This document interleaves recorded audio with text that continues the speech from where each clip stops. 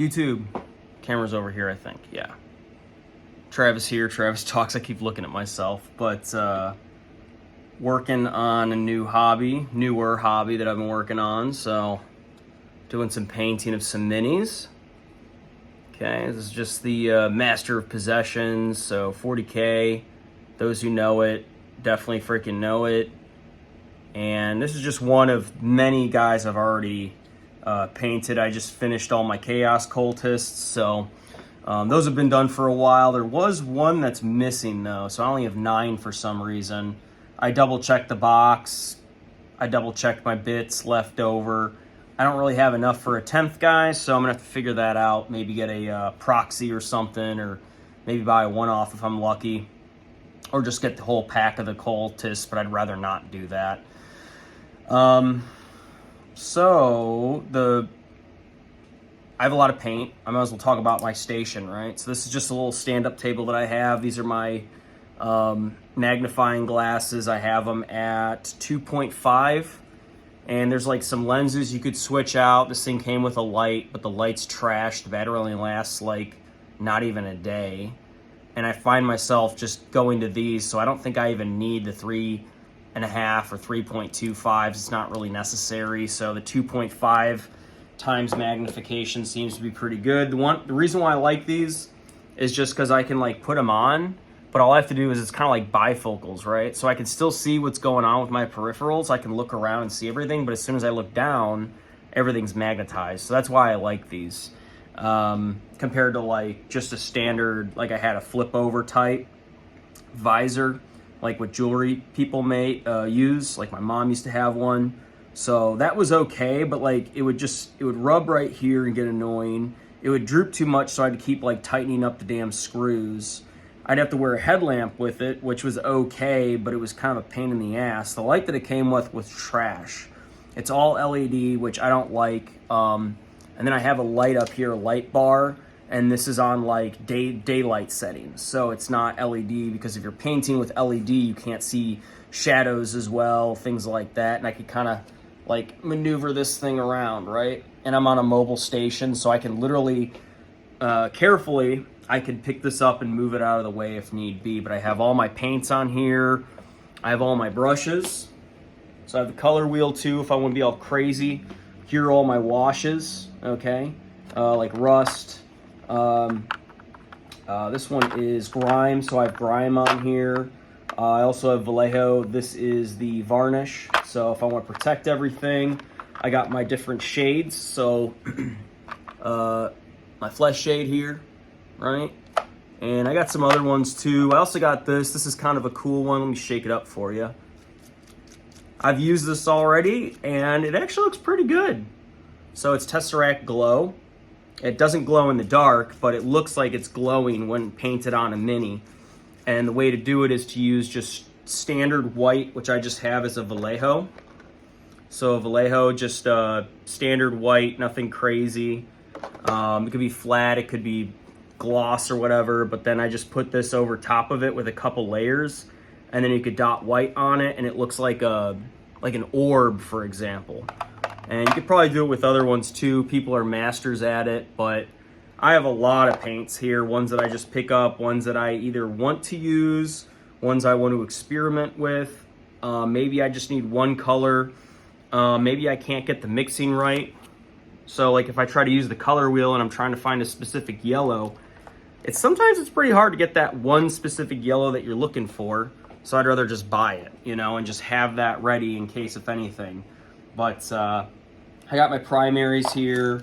I got some additional Vallejos for like ground and basing, technical as it's called. I have other ones too, like technical Astrogranite. So if I want to make the floor look like rocks, I could dry brush it, for example. That's what I mainly use it for. I do have dry brush type material in here too.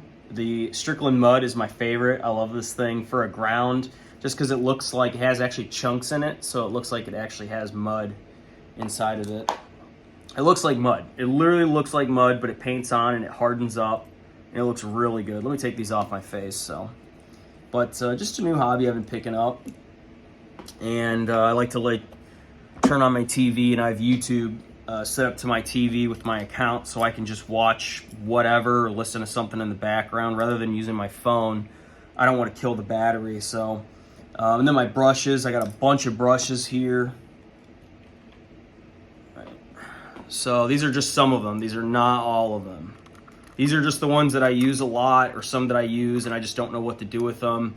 It sucks because none of them last very long. Like this one is supposed to be their Kolinsky Sable, but the tip is just messed up. I've tried washing it. I have brush shaper. I don't know, it's pretty trash, so I gotta find a better one. These ones are pretty good.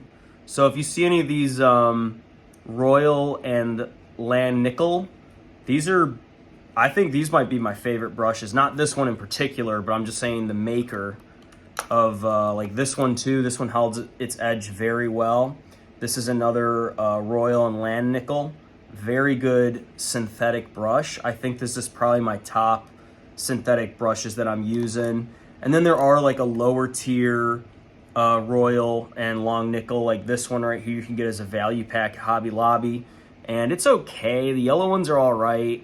Good variety of small miniature brushes, but they don't last as long as like the blue ones. These ones seem to be a little bit more premium. This is a detail brush, for example, size 0. So whatever that means to you. I think they're all a little bit different. I mean, they have a standard, but whatever. And then I got sponges here too. So sponges, just a sponge brush. Here's a dry brush. This is a real hair brush. I don't know who makes this. My wife had a bunch of extra ones laying around from her high school days, and I just really love whatever hair this is. I mean, you get this thing wet, and it's beautiful. This is a beautiful brush. I can use this for so many things. It's borderline perfect. Sorry about the hair here. I know it's kind of fucking greasy looking, you know, serial killer like, whatever. I'm going for a grunge look, fuck off. And my eyebrows are all fucking weird, so I don't know what, I'm Irish and Scottish. I don't know what to do about it, okay?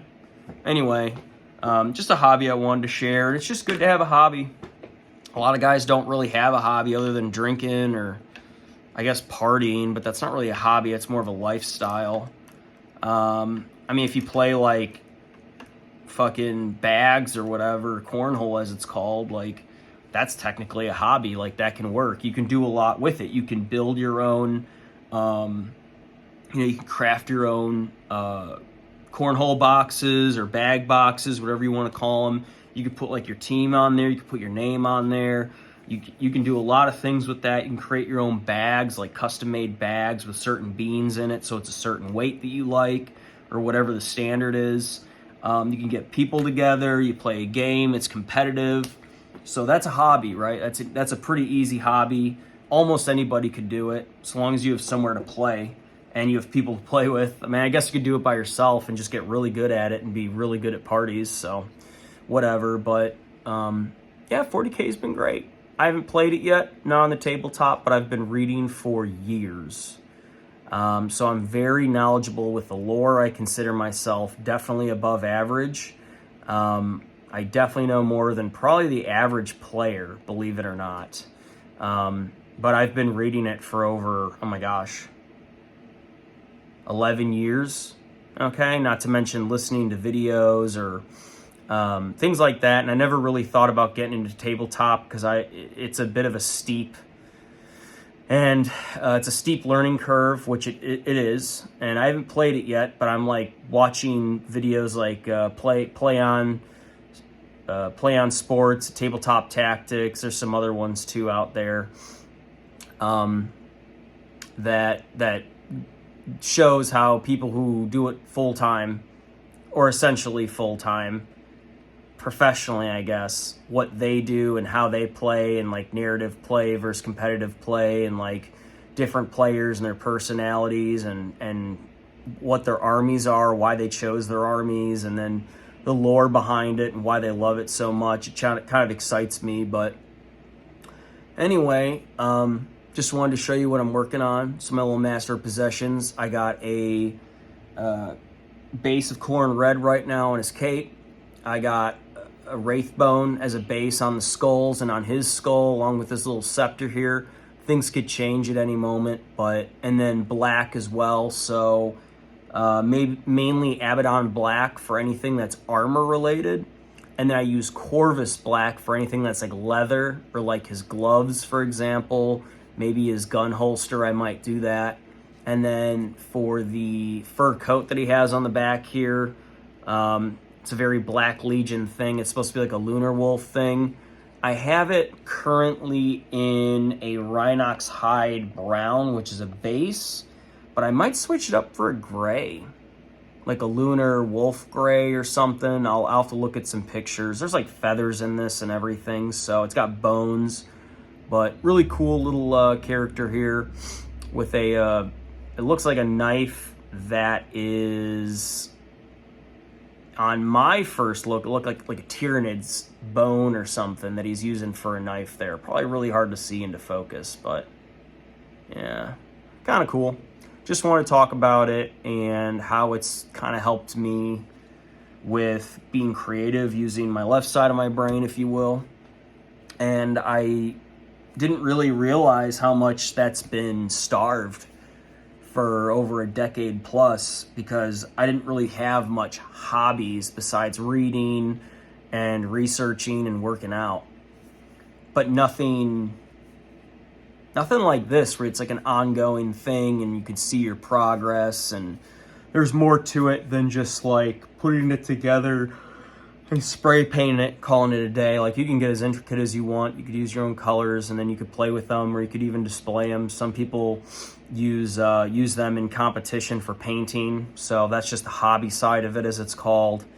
And then the lore aspect too. So it's like a threefold type of hobby, where there's the crafting part, the painting, the hobby part. There's the gaming part. So if you don't even want to paint your minis for whatever reason, or you have other people do it, fine. You don't have time, you got the money, why not? Or you're just really bad at it and you just can't pick it up. Like, this looks bad right now, but I'll show it later when it's done. And then the last part is lore, which is how I started, was the lore. And it's been just an awesome ride. It's for adults. It's not for kids. It's got some pretty high level language in there. Vocabulary wise, it's very high. Complex stories, complex issues. The plot is simple, and yet there's so much that branches off into that plot, and the different factions and the different characters of the world, and how they have their own agendas, or how some don't agree with other people's agendas and they're fighting over it in space in the future, in the year 40,000 plus.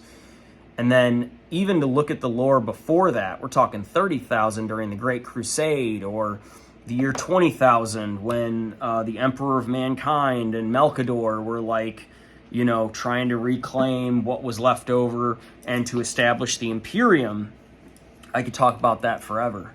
But that's newer stuff that I've been getting into, is like older, not just 40K, but I'm going into like 30 and 20K, kind of talking about everything there. And I've been listening to like, who is Melkador, and like, where did he come from? Is he a perpetual? Is he, you know, he was the Sigillite. What's the Sigillite order? All that stuff to make my own like head canon or head theories for who is the Emperor, who created him? Was he created, or was he always there? Or was he a new construct of the Sigillites, and Melkador is the one who woke him up? Or, you know, that's my own theory, till I am told elsewise. But it's just a cool hobby, and there's multiple things that go into 40K that I can respect. So that's all I gotta say, man. Whew, a little tired. It's pretty early. I mean, relatively early. It's like 9:45, but I've been up since like 6:30, I think, 6:45. So just a great way to start my day right now. I don't start every day like this. I really don't. But today was just a good day to work on something like this. So here I am, getting a little bit of more painting done and get some more completion. So that's all I got. Travis Talks Out. I hope you find your hobby, whatever it is. I know a guy who DJs, and that's his hobby, and he made money from it, and he still is. So that's awesome. He can promote himself. He can get promoted by other people. He's probably watching this. Hopefully he is. So met him in the Marine Corps Reserves. So and then there's other hobbies like sports.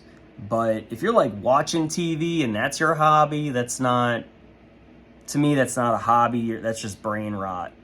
So I'm all for watching games, but if you're like all about it and that's all you care about, I mean, I can't totally hate on it, but I'm like, well, do you play it? Do you participate in it? You know, are you just a mega nerd about stats? Well, then I don't know why you're not doing that full time if that's your passion, but it's okay to have your hobby separate from your work. If they can mix together, it's good. You just gotta be careful you don't burn out. Okay, but if you can make money from your hobby, I mean, you're pretty set, and you actually enjoy it. You know, it doesn't feel like it's like a chore. Then you're pretty good, man. I mean, I don't know if I'm like that, but either way, I'm just gonna end the video. Travis Talks Out. Hope y'all are doing okay, and I'll talk to you later. Bye.